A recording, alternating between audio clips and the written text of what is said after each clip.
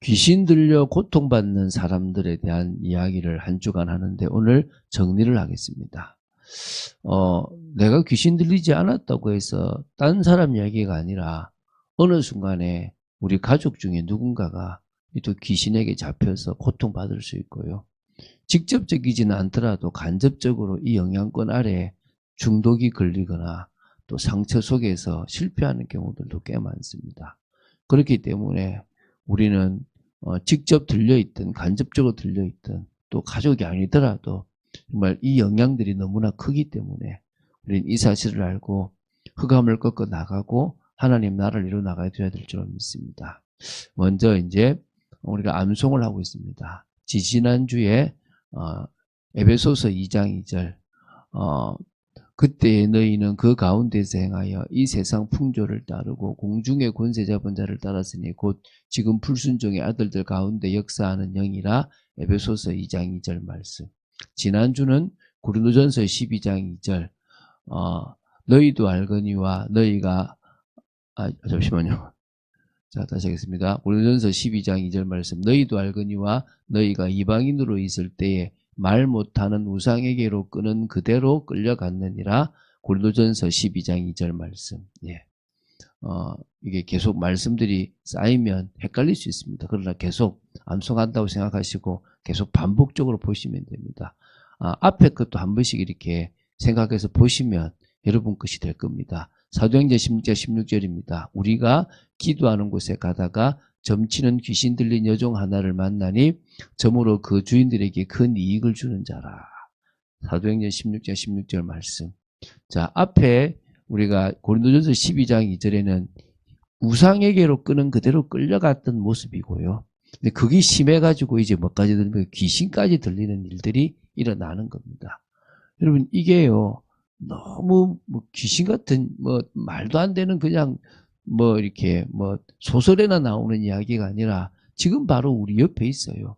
이 귀신에게 시달려서 고통받는 사람들이 꽤 많아요. 그래서 결국 어쩔 수 없이 신을 받아야 되는 경우들도 꽤 많습니다. 우리 옆에 있어요. 당장 저는 지지난주에 그 가족 중에 그런 사람이 있는 사람을 저는 이렇게 만났거든요. 멀리 있지 않다니까. 우리 가까이 있어요. 여러분 이거 생각하면서 우리가 기도하고 또 어느 틈에는 우리 가문에도 이런 일들이 일어날 수 있습니다. 우리가 복음의 능력을 가지지 못하면요. 한번 정리하겠습니다. 여러분 지금 이 시대는요. 과거 율법 시대와 다르게 이 복음 이 시대는요. 주님 앞에 회개하고 믿으면 되는 겁니다. 그걸 믿어야 될 그런 시기입니다. 이걸 명심해야 됩니다. 결국 예수 그리스도께서 복음을 이루셨잖아요. 예수 그리스도께서 우리를 위한 구원을 이루셨습니다. 그래서 그것을 우리가 받아들이는 방법은 회개하고 믿는 겁니다. 그래서 복음을 이루었다라는 게 바로 구원이잖아요. 그게 이제 우리가 하나님 앞에 담대히 나아갈 수 있는 방법이 되는 겁니다. 뻔뻔해라 이 말이 아니라 확실한 방법이라고 생각하시면 됩니다. 그래서 우리가 불신자였을 때에 회개하고 믿었지 않습니까? 죄로 인해서 우상 숭배로 인해서 저주와 재앙, 하나님의 진노가 있었기 때문에 결국 우리는 그 속에서 고통받을 수밖에 없었습니다. 하나님의 은혜로 복음을 알게 되었고 우리는 주님 앞에 죄인임을 고백했고요. 하나님을 향하여 이제 돌아섰습니다. 그때 예수 그리스도의 이름으로 우리는 죄사함을 받을 수 있고 이제 믿음으로 하나님의 자녀로 인정될 수 있는 거죠. 그런데 믿는데도 여전히 불신자의 모습을 버리지 못한 겁니다. 이게 오늘 이제 금요일에도 좀 나눌 건데요.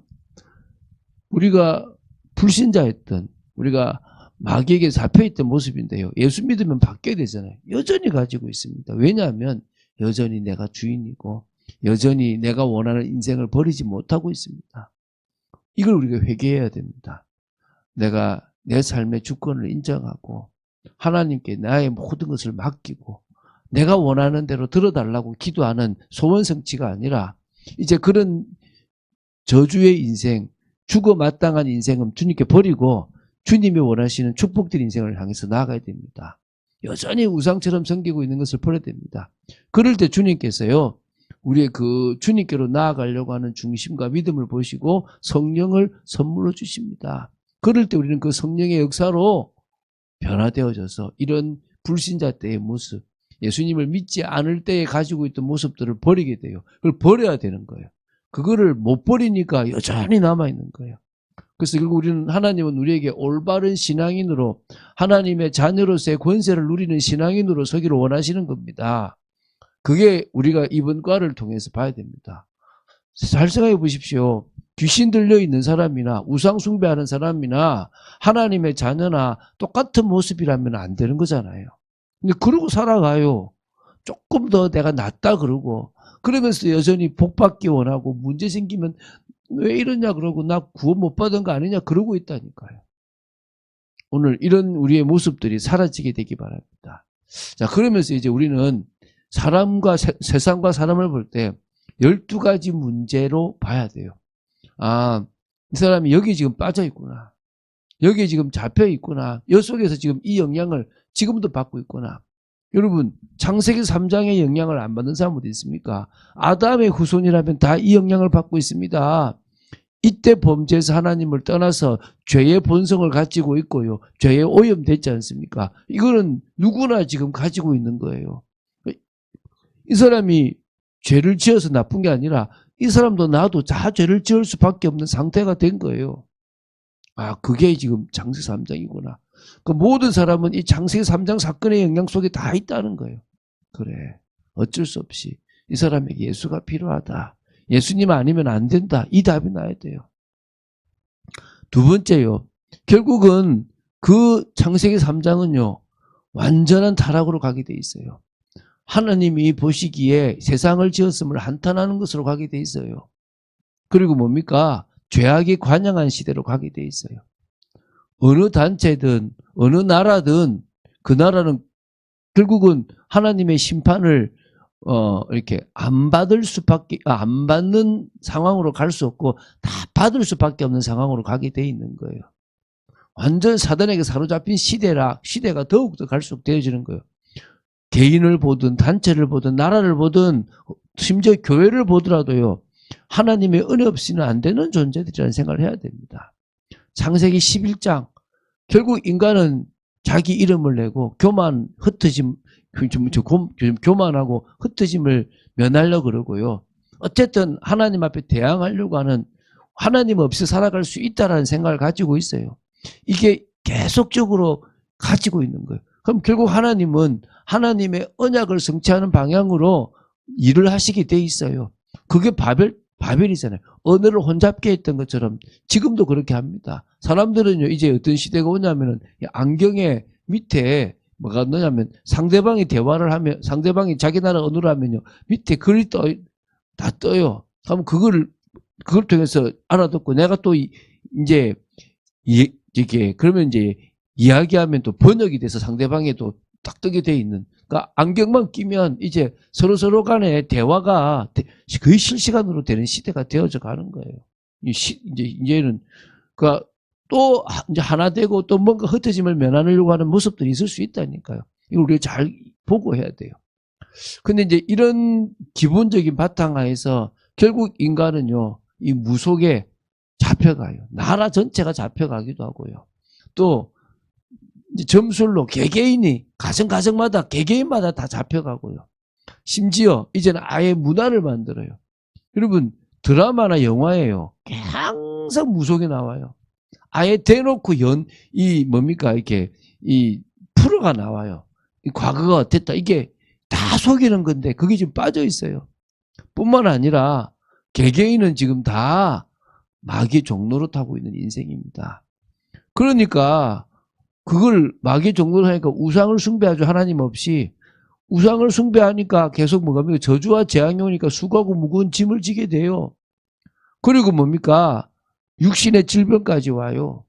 그리고 결국은 죽으면 내세 문제가 와요. 그리고 후수 문제가 와요. 자, 그러면 어떤 사람은 지금 계속 우상을 섬기면서 자기는 성공할 거라고 생각하는 사람이 있습니다. 아이고, 저 뒤에 정신 문제 올 건데. 정신 문제가 왔다, 막 힘 시달린다. 육신적인 문제도 올 거예요. 복합적으로 와 있는 사람들도 있습니다. 그런 사람들을 보면서 우리가 복음으로 답을 줘야 되겠죠. 자, 두 번째는요. 결국은 은혜가 필요한 영혼들이 누구냐? 귀신 들린 무속인들이에요. 물론 저기 누굽니까? 그한 사람들도 진짜 동성연애자들도 진짜 주님이 은혜 주셔서 거기서 벗어나야죠. 무속인을 살리는 방법은 그 무속의 세계에서 벗어나게 만드는 거예요.